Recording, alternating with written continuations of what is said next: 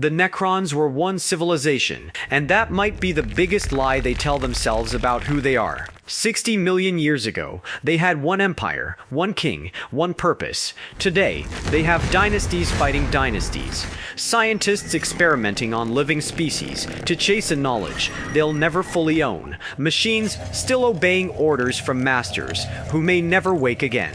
And entire armies whose madness has become something close to a religion. They all survived the same catastrophe. They did not come out of it the same way, and every single one of them believes they're the ones who survived it correctly. One Necron remembers what all of them forgot. So this isn't really a video about Necron factions. It's about what happened to a civilization after it survived its own death, and why what's left of it might be 7 different answers to the same ancient mistake. 1. The Dynasties. A Necron dynasty is not a nation. It's closer to a bloodline that refuses to die because it physically cannot. Each rules over a set of tomb worlds, seated with the sleeping bodies of an entire people. Each is led by a pharaoh, sometimes called an overlord, who commands total loyalty from everything beneath them, because the alternative to obedience isn't punishment, it's deactivation. Think of Necron society as 4 different kinds of power, and keep this map in your head for the rest of the video. Dynasties control territory, nobles control people, Crypteks control technology, and curses like the one you'll meet later control the victims, whether they want to be controlled or not. Once you understand that split, the Necrons stop looking like one army. They start looking like an entire civilization that survived its own death and never fully agreed on what to do with the time it bought. Dynasties sit at the top of that map, because they're the closest thing this civilization has to a government. 6 of them are traditionally treated as the great dynastic powers of the current age: Sautekh, Novokh, Nihilakh, Nephrek, Mefrit, and Szarekh. Though older, smaller bloodlines still exist in the gaps between them. For most of their existence, none of this sovereignty was real. The dynasties answered to command protocols that bound every Necron mind to obey a single throne. It wasn't loyalty, it was code. Then, the one Necron who held that throne broke the code on purpose and walked away. That decision is the entire reason the galaxy now has dynasties instead of an empire. Without a leash, every pharaoh became sovereign, and it turned out most of them had very different ideas about what to do once nobody was holding it. Nihilakh believes in restoring exactly what was theirs, no more and no less, treating every relic like a debt being repaid. Nephrek doesn't care about territory at all. Their doctrine is built around arriving and vanishing before an enemy can respond. Mefrit worships solar power, almost as religion, scorching worlds down to bedrock with weapons drawn from their own sun. And Szarekh, the bloodline of the king who caused all of this, has spent its existence mastering Blackstone, the material Necrons can use to suppress and manipulate warp activity itself. 4 dynasties. 4 completely different definitions of victory. None of them think the others are wrong, because every dynasty still believes it's the true empire, not a faction, not a remnant, merely inconvenienced by 60 million years of sleep. That's why these aren't factions negotiating a shared future. They're competing claims to the same crown, made by beings who don't experience time the way anything organic does. A human nation might wait a decade for a rival to weaken. A Necron dynasty will wait 10,000 years without complaint, because 10,000 years costs it nothing. There's no generation that dies still angry and passes the grudge down changed. The grudge simply continues, unaged, held by the same mind that started it. You'd assume a species this old would eventually run out of reasons to fight its own kind. It hasn't. Necron dynasties have gone to open war against other Necron dynasties over tomb world boundaries and salvage rights. The same species, the same catastrophe, still shooting at each other over territory none of them have actually held in 60 million years. Their entire political system exists in this fractured state because one king stopped controlling them. And that decision is going to matter more than you think. If that's what happens when an empire loses its king, one particular dynasty shows you what happens when a single Necron decides waiting is no longer acceptable. 2. The Sautekh Dynasty. Every dynasty wants the old empire back. Sautekh is the one that stopped waiting for the right moment and simply started taking it. Imhotep, the Stormlord, doesn't lead Sautekh so much as define it. He commands lightning as a weapon, and as far as the records show, he has never lost a battle. Sautekh was fractious before he took the throne. His rise was less coronation and more campaign, a series of ruthless, calculated victories that forced rival nobles to fall in line rather than face him directly. He learned early that among the Necrons, hesitation isn't a flaw, it's an invitation. He keeps trophies, specifically the severed right hands of defeated commanders, a custom that reads almost primitive next to a being who can call down lightning on a planetary scale. Even the most calculating Pharaon in the galaxy still performs ritual. Cold logic didn't erase Necrontar custom, it just gave it a new, colder context. And this wasn't just any trophy. One of those trophies belongs to a man who is still alive, High Marshal Helbrecht of the Black Templars. When Imhotep defeated Helbrecht in single combat, he didn't execute him. He severed his hand and let him walk away alive, humiliated, and permanently reminded of exactly who beat him. It says something about how Imhotep operates. He doesn't need hatred to move against an enemy. He only needs an opening. His most infamous campaign proves the same point on a much larger scale, the annihilation of an entire Orc empire, won not through brute force, but through patience. He studied his enemy, waited for the exact moment of maximum vulnerability, and erased them, not out of anger, but because it was efficient. Sometimes the cruelest outcome Imhotep can engineer isn't a kill. It's making sure you survive to remember losing. Efficiency is enough for him, and that's exactly what makes him more dangerous than a warlord who needs a reason. But conquest is just one answer to what to do with freedom. The next dynasty found a much older one, and it doesn't involve strategy at all. 3. The Novokh Dynasty. What happens when a machine tries to remember being human, or in this case, being Necronter? If Sautekh represents calculation, Novokh represents the opposite, instinct entirely. Novokh warriors paint their living metal bodies red. Their worlds function less like territories and more like arenas. Their Pharaon leads from the front line, not behind it, and their entire military doctrine centers on one idea: close the distance and end it in melee. This isn't a stylistic choice, it's a revival. Novokh has deliberately resurrected the ancient war rituals of the Necron tier practices that predate biotransference, predate the Citan, predate everything that turned their species into what it is now. Every other dynasty is trying to figure out what to become next. Novokh is trying to remember what it used to be. What surprises people is how ceremonial it actually is. For Novokh, close combat carries an importance that goes far beyond simple battlefield efficiency. It's treated as something closer to a rite than a tactic. Novokh warriors don't just fight this way because it's effective. They believe in fighting this way.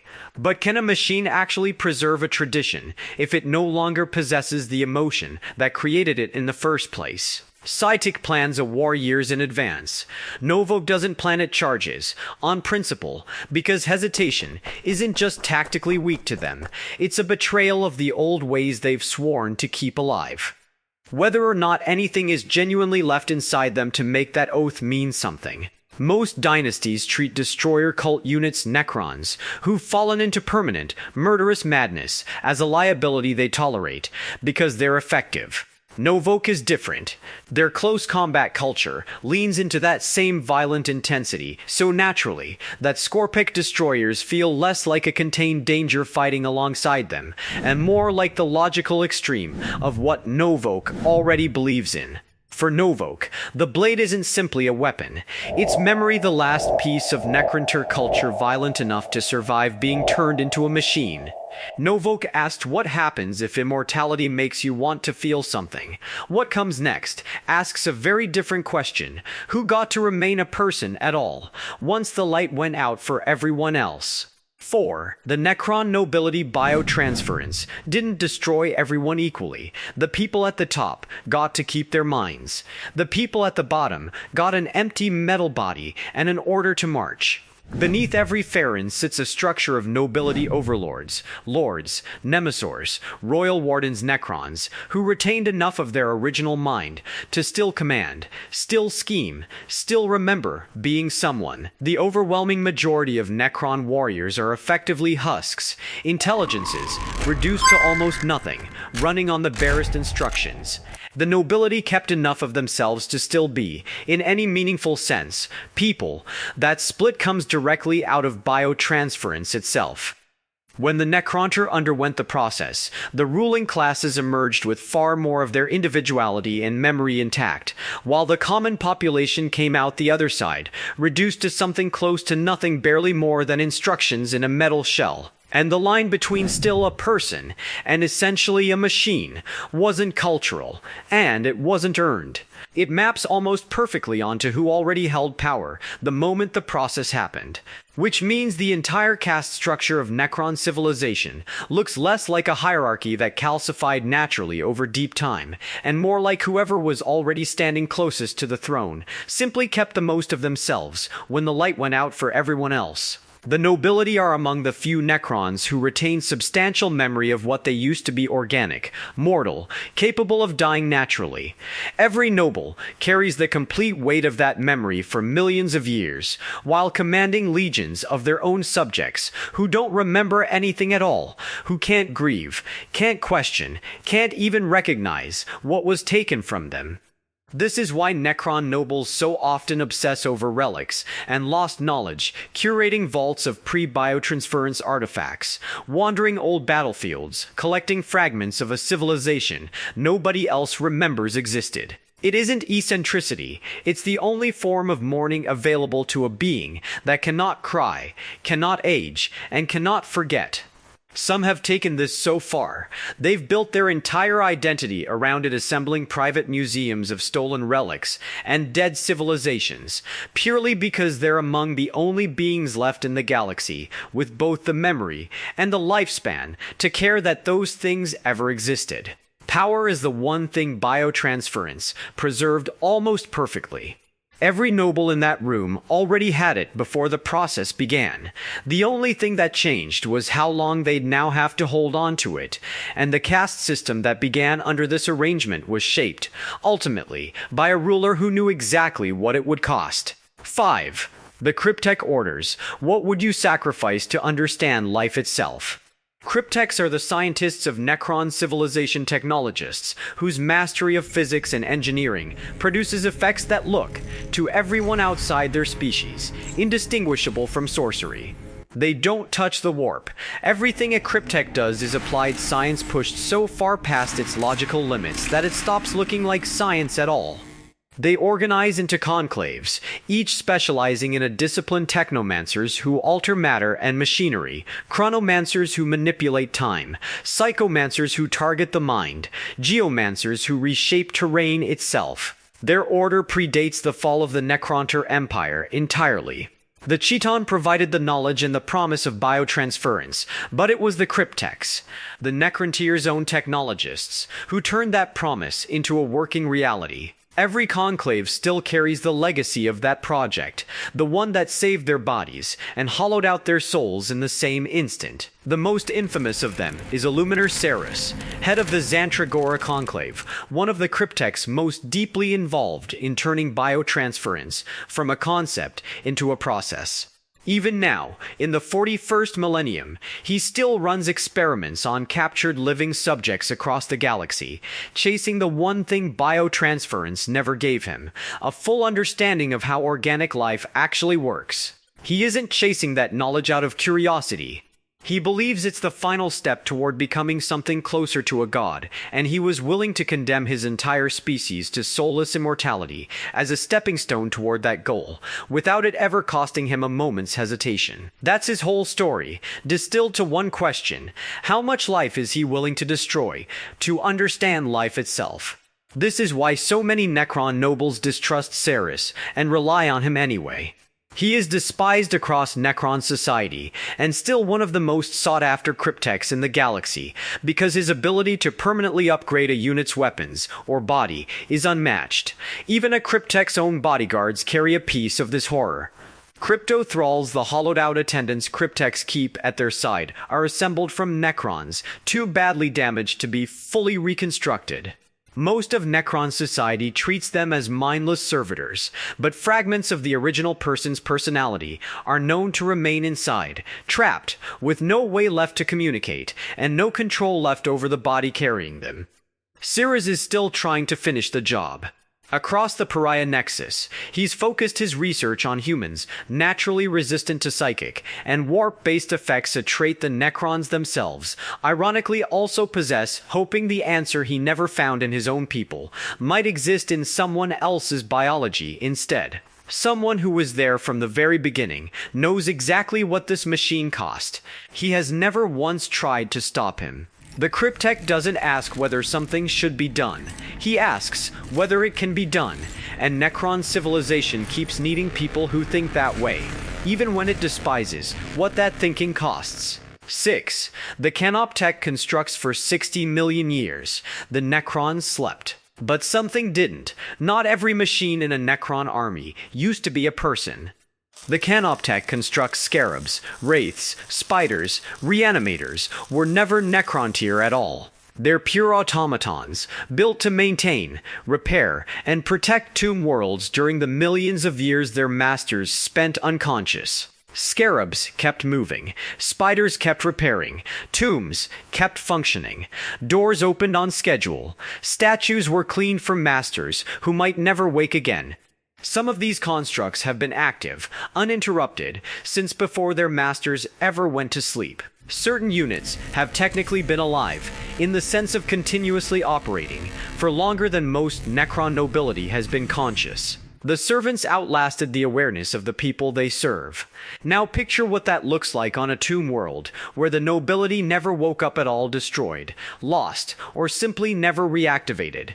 The constructs don't stop. There's no malfunction, no rebellion. They keep executing the last instructions they were ever given, patrolling corridors and repairing statues for beings who are never coming back, on a loop, with no expiration date. There's no ceremony to any of it, either. No Necron ever thanks a scarab swarm for repairing a wall, and no scarab swarm has the capacity to want thanks. Killing a Necron is already difficult. Killing one near a Canoptek spider can be almost pointless. These machines weren't built primarily to fight, they were built to maintain the tombs. And a spider can reconstruct a damaged Necron mid-battle from spare necrodermis. So on the field, the difference between destroying a Necron and merely inconveniencing it can come down to one question: is there a maintenance crew nearby? The Empire was dead. The maintenance systems simply never received the message, but not every Necron who lost their mind stayed a machine about it. Some lost something much worse than obedience. 7. The Destroyer Cults. What happens when hatred becomes the only thing left? The Destroyer Cults are Necrons, who have surrendered almost everything that once made them people, a hatred for all organic life, so complete it has replaced nearly every other function of their mind. Some embraced the madness.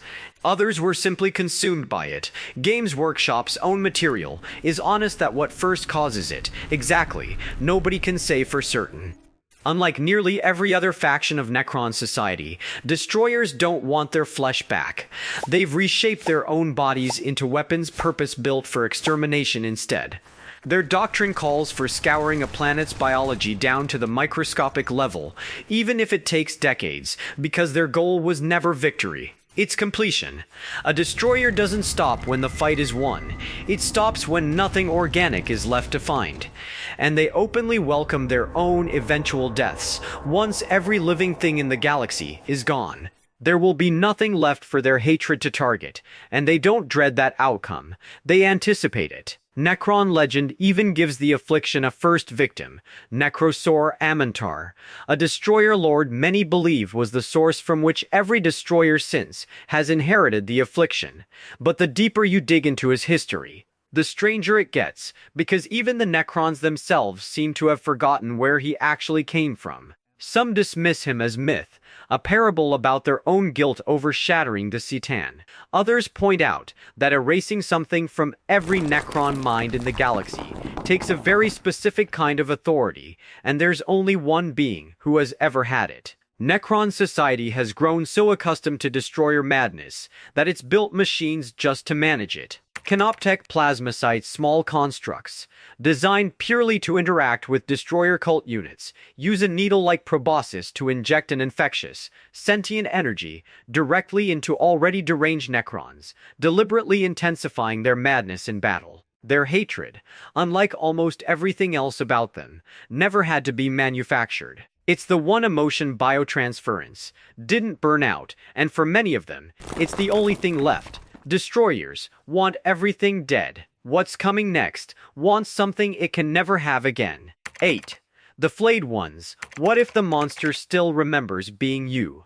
The Flayed Ones are the closest thing the Necrons have to their own ghost story. Necrons afflicted with the Flayer curse, a condition that drives them to hunt organic beings, tear them apart, and wear the skin and remains of their victims across their own necrodermis bodies. Destroyers chose their hatred, or were consumed by it. The Flayed Ones didn't choose anything. They're hungry, and the hunger was put there by something else. Other Necrons don't just dislike Flayed Ones, they fear them. When infection is detected, the standard response isn't rehabilitation, it's exile or destruction.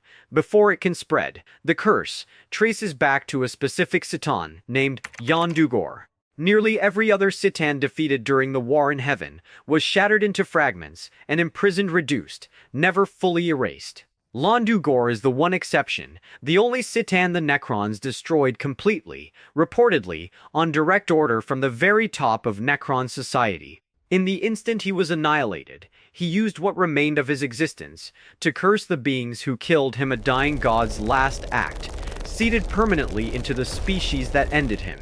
Most Flayed Ones don't live among their dynasty in secret. They vanish into what's believed to be a separate pocket dimension entirely, accessible only to their own afflicted kind, tearing their way back into normal space only when they sense nearby violence worth joining. Even Crypteks admit they don't fully understand where the Flayed Ones actually go. And some retain full intelligence throughout the transformation. They don't lose their mind at all. They simply become something monstrous while remaining completely aware of what they're doing.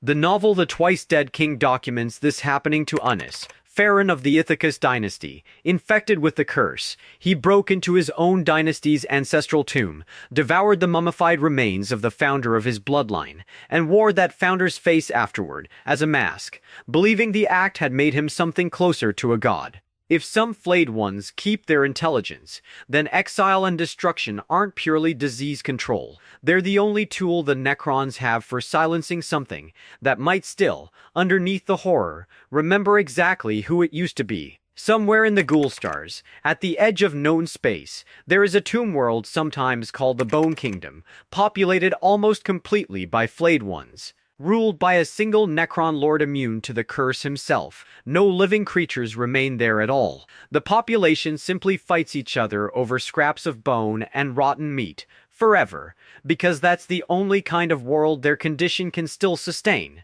The curse doesn't need to erase the mind, it only needs to remove the restraint, and it raises the final, hardest question of the entire civilization. What does it take to break the one Necron, who was never supposed to be capable of breaking at all? 9. Szarekh, the Silent King. What if the person responsible for everything you just watched is still alive? Every dynasty answers to a memory.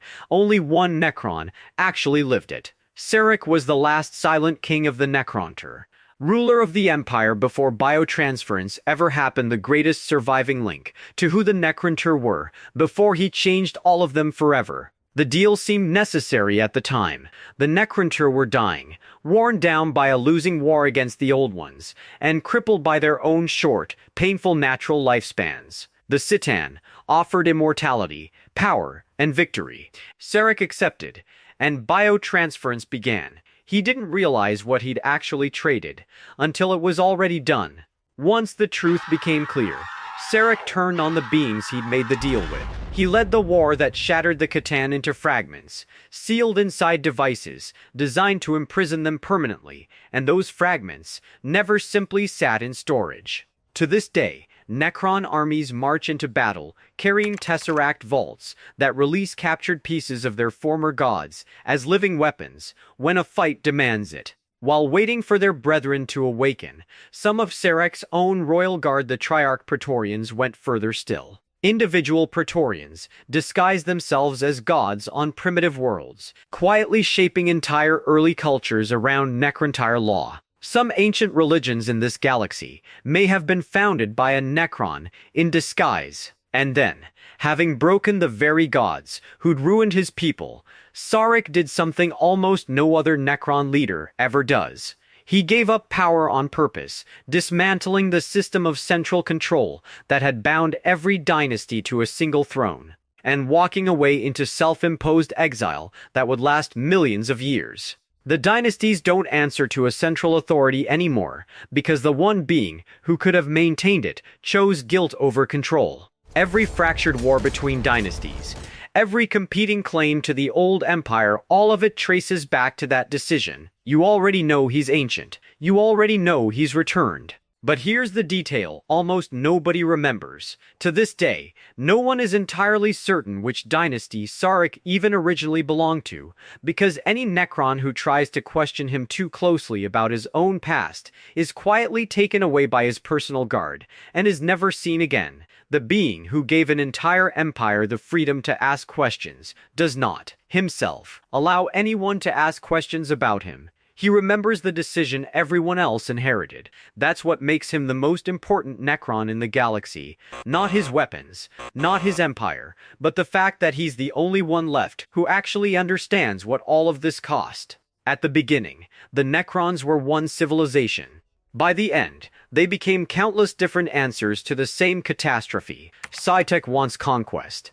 Novokh wants its identity back. The Nobility wants to remember. The Crypteks want knowledge, at any price except their own. The Canoptek Constructs simply obey, long after obedience stopped meaning anything. The Destroyer cults want everything dead.